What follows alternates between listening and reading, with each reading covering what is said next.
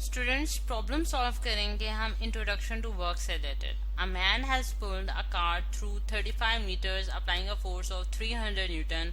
Find the work done by the man. ये हमारे पास स्टेटमेंट है स्टूडेंट इस प्रॉब्लम की। अब इससे हम डाटा जो निकाल सकते हैं वो हम लिख लेते हैं कि हमारे पास क्या क्या चीजें हमें गिवन है और क्या हमने फाइंड आउट करनी है। अब देख सकते हैं कि मैन ने एक कार्ट पुल किया है, कार्ट जैसा से फिगर में शो किया गया है, और वो जो है इस कार्ट को फॉरवर्ड डायरेक्शन में मूव करवा रहा है, यानी कि इस डायरेक्शन में उसकी मोशन है। और उसने जो कितना डिस्टेंस उसने मूव कराया उस कार्ट को वो है 35 मीटर्स का डिस्टेंस। ठीक है, ये हमें गिवन है। और उसने कितनी फोर्स लगा के ये डिस्टेंस मूव कराया वो भी हमें गिवन है। 300 न्यूटन की फोर्स उसने अप्लाई किया इसके ऊपर। और हमने क्या फाइंड आउट करना है, हमने वर्क डन फाइंड आउट करना है बाय द मैन, यानी कि कितना काम उसने ये जो इस कार्ट को मूव कराने के लिए उसने कितना वर्क डन जो है वो परफॉर्म किया। अब जैसा कि हम देख सकते हैं कि इस केस में जो इसका हैंडल है इसके ऊपर एक फोर्स लगाई गई है जो कि इस डायरेक्शन में, और फोर्स की वजह से जो डिस्प्लेसमेंट हुई है वो भी हमें जो है गिवन है कि इसने कितना डिस्टेंस जो है वो ट्रेवल किया है इस डायरेक्शन में, फॉरवर्ड डायरेक्शन में। अब हम देख सकते हैं कि एफ और डी के दरमियान स्टूडेंट्स जो हमारे पास एंगल बन रहा है, क्योंकि हम वर्क डन का जो फॉर्मूला देखते हैं, यानी कि सोल्यूशन में हम इसका फॉर्मूला देखते हैं कि हमारे पास वर्क डन का जो फॉर्मूला होता है स्टूडेंट्स वो क्या होता है, F D cause of theta. ठीक है, और इसमें जो स्टूडेंट्स थीटा है, यानी कि थीटा जो एंगल जिसे हम कहते हैं, वो हमारे पास किन दो फोर्सेस के मतलब किन के दरमियान है, एफ और डी के दरमियान है, यानी कि एफ और डी के दरमियान जो एंगल है वो हमारे पास थीटा है। अब इस केस में अगर आप देखें तो हमारे पास फोर्स का जो वेक्टर है वो भी इस डायरेक्शन में और डिस्प्लेसमेंट का वेक्टर भी हमारे पास इस डायरेक्शन में, तो इन दोनों के दरमियान जो एंगल है वो थीटा इज इक्वल टू 0 है।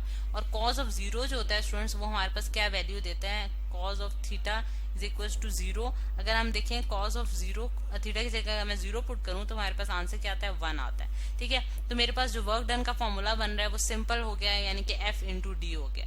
अब अगर मैं देखूं कि वर्क जो है वो हमारे पास क्या होता है, काम जिसे हम कहते हैं, वो हमारे पास प्रोडक्ट है फोर्स इनटू डिस्प्लेसमेंट का, यानी कि जितना आपने जो है मतलब कि जितना फोर्स जो है वो किसी भी बॉडी के अंदर पुल या पुश प्रोड्यूस करती है। ठीक है, उस पुल या पुश की वजह से डिस्प्लेसमेंट होती है, और उसको अगर हमें मल्टीप्लाई करूं फोर्स के साथ तो मेरे पास क्या आ जाएगी, वर्क डन आ जाएगा।